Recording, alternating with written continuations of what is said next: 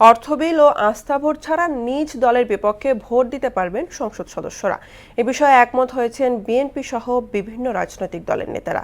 রাজধানীর foreign service একাডেমিতে রাজনৈতিক দলগুলোর সাথে ঐক্যমত্য কমিশনের দ্বিতীয় দফার বৈঠকে বিষয়টি নিয়ে আলোচনা হয়। পরে দলগুলোর নেতারা বলেন, কিছু বিষয়ে সামান্য মতপার্থক্য থাকলেও সংস্কার শেষে একটি অবাধ, নিরপেক্ষ ও গ্রহণযোগ্য নির্বাচন আয়োজন সম্ভব।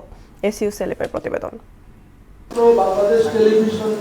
জাতীয় ঐক্যমত্য কমিশনের ডাকে রাজধানীর ফরেন সার্ভিস একাডেমিতে দ্বিতীয় দফার বৈঠকে অংশ নেয় বিএনপি, এনসিপি, ইসলামী আন্দোলন, নাগরিক ঐক্য, গণ অধিকার পরিষদ, গণসংহতি আন্দোলন সহ বিভিন্ন রাজনৈতিক দলের প্রতিনিধিরা।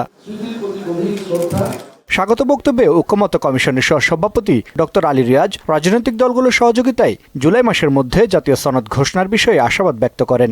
জাতীয় ঐক্যমত্য কমিশনের সংকল্পবদ্ধ যে আমরা জুলাই মাসের মধ্যেই এই জাতীয় সনদ তৈরি করতে পারবো। সেক্ষেত্রে আপনারা ইতিমধ্যেই সহযোগিতা দেখাচ্ছেন এবং যে সময় এবং বিভিন্নভাবে সহযোগিতা করছেন, সেজন্য রাজনৈতিক দলগুলোর প্রতি এবং নেতৃবৃন্দের প্রতি আমাদের আন্তরিক কৃতজ্ঞতা।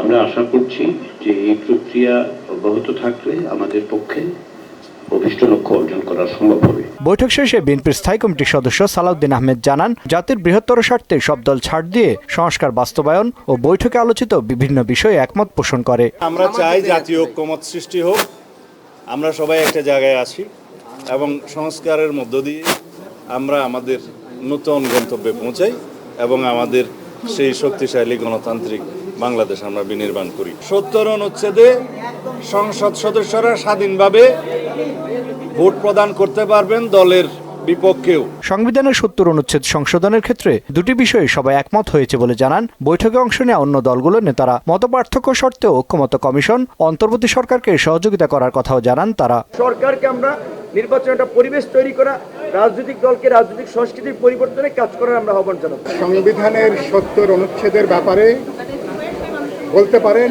এক ধরনের ঐক্যমতের জায়গাটা আমরা আজকে পৌঁছাতে পেরেছি। আমরা নতুন করে ভাবনার কথা বলেছি, তা সেই ভাবনায় আজকে আমাদের দলের নানা মত, তারপরে ঐক্যমত্য এখানে আমরা পোষণ করা গেছে। জনসংখ্যা বৃদ্ধির কারণে আসন সংখ্যা ৪০০ হোক এবং ৪০০ আসনেই নারী পুরুষ সবার জন্য উন্মুক্ত থাকুক। আজকে একটা ঐক্যমত্য তৈরি হয়েছে।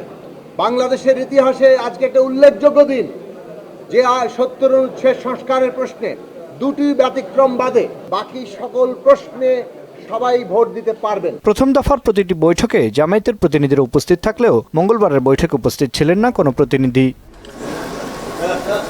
এসইউ সেলিম, মোহনা সংবাদ, ঢাকা।